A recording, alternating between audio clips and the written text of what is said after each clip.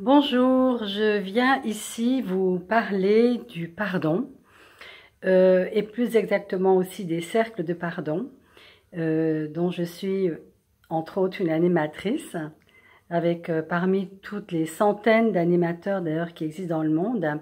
Et je voudrais d'abord partager qu'est-ce que ça veut dire pour moi le mot pardon et quel est le sens pour moi d'animer des cercles comme ça. Sachant que c'est important quand même de le préciser parce que quand on parle de pardon, on imagine qu'on doit pardonner à quelqu'un. C'est-à-dire, on nous a appris ça aussi, hein, au catéchisme, mais pas uniquement. Tu dois pardonner, il faut être bon et pardonner aux autres, etc. Mais ce pardon-là, pour moi, c'est un peu un pardon qui vient du mental.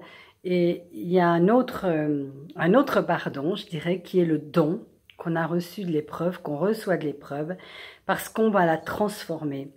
Et en fait, en ce qui me concerne, mon chemin du pardon, parce que j'ai écrit un livre, Apprivoiser le pardon, souvent je suis obligée de clarifier que ce livre n'est pas un livre pour apprendre à pardonner, mais c'est un livre qui, du fait de la traversée de chemin de guérison, de deuil, de blessures, hein, on en a toutes, on en a tous eu, et en tout cas j'en ai eu une grande, on va dire, et m'ont amené au bout de plusieurs années à, pour moi, revêtir une autre vision du pardon que celle que j'avais entendue, c'est-à-dire qu'un jour, il s'est avéré en moi comme une certitude, ou je dirais plutôt une ouverture dans une gratitude de tout le chemin parcouru, j'ai envie de dire grâce à l'épreuve, hein, et en même temps de découvrir que cette notion de victime, d'être victime, qui nous amènerait, nous, en tant que victimes, finalement,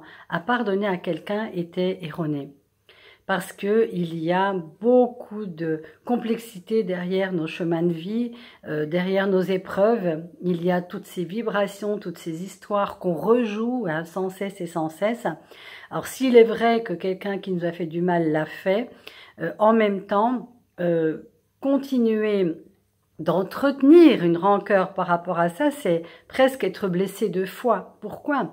Parce que la personne à qui on fait du mal, c'est à soi. C'est à soi, parce que quand on est dans la rancœur et qu'on en veut à quelqu'un, eh bien en fait on ferme toutes les possibilités de recevoir tout ce que l'univers, tout ce que l'existence, tout ce que la vie nous apporte comme cadeau, puisque de toute façon c'est fermé, on ne les prend pas. Et ça réactive et ça alimente le fait qu'on a raison de penser que l'autre nous a fait beaucoup de mal, parce qu'on continue de perdurer ça avec cette rancœur et cette fermeture au bonheur qui peut découler en fait d'une blessure. Alors ces blessures, ça peut être de réelles blessures qu'on nous a faites, mais ça peut être tout simplement aussi des deuils. Parce que je me suis rendu compte que quand on est endeuillé, on en veut à quelqu'un. Alors des fois c'est à soi, et vous allez voir que dans les cercles de pardon, on demande pardon aussi à soi. Hein.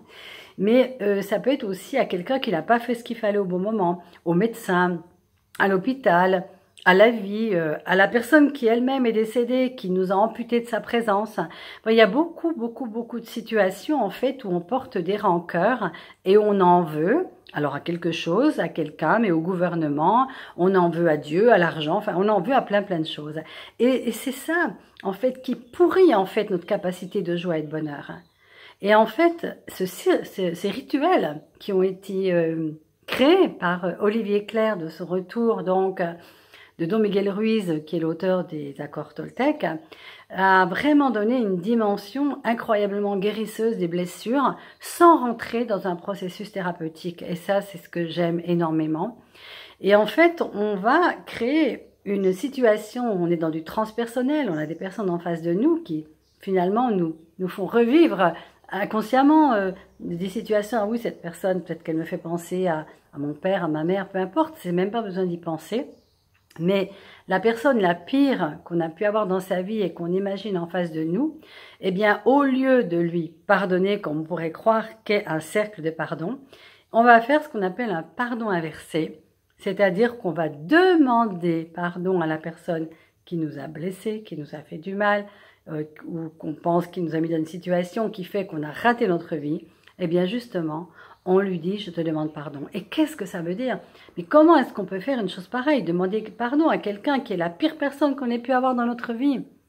Parce que quand vous demandez, quand vous dites « je te demande pardon », implicitement vous dites « je te demande pardon » d'avoir utilisé tout ce qui s'est passé entre nous pour justifier que ma vie est ratée, que je ne peux arriver à rien, que je ne serai jamais heureuse, que je ne pourrai jamais faire des choses bien dans ma vie, parce que à cause de toi, je ne peux pas le faire.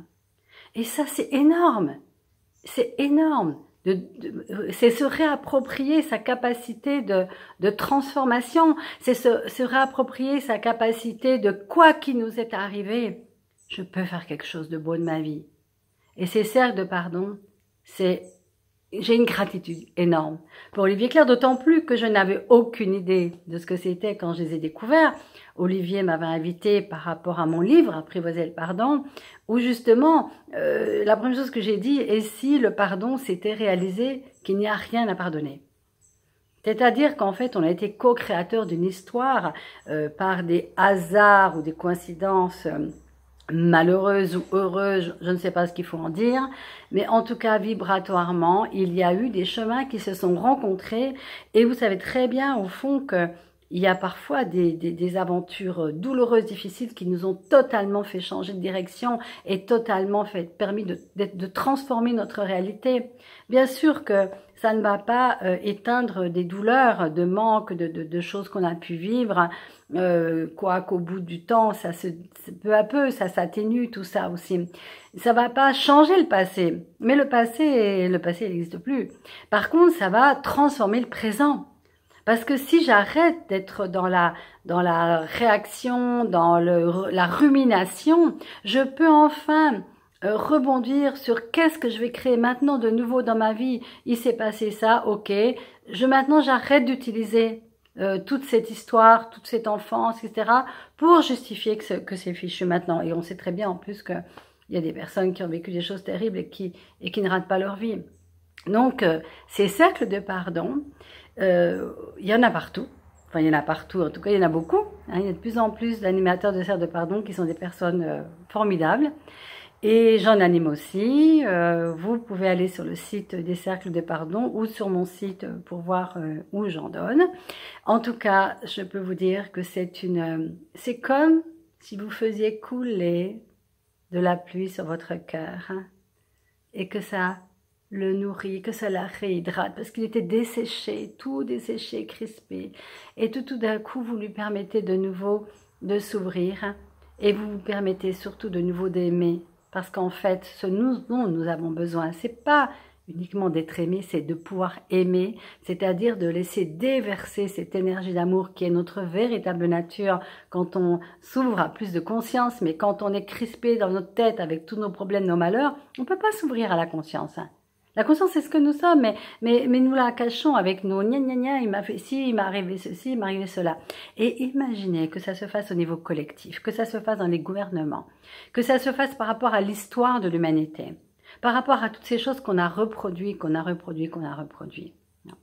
Donc en fait, la seule chose que je peux vous inviter aujourd'hui, c'est d'en faire l'expérience. Hein. Et je vous dis à très bientôt et merci Olivier Clair, merci Don Miguel Ruiz et puis merci à tous ceux qui viennent à ces cercles, qui s'ouvrent et qui ont le courage de reprendre leurs responsabilités et de sortir de cette notion de victime qui nous paralyse et qui nous enferme dans le triangle victime, bourreau, sauveur. Il est temps de sortir au-delà de ça. À bientôt.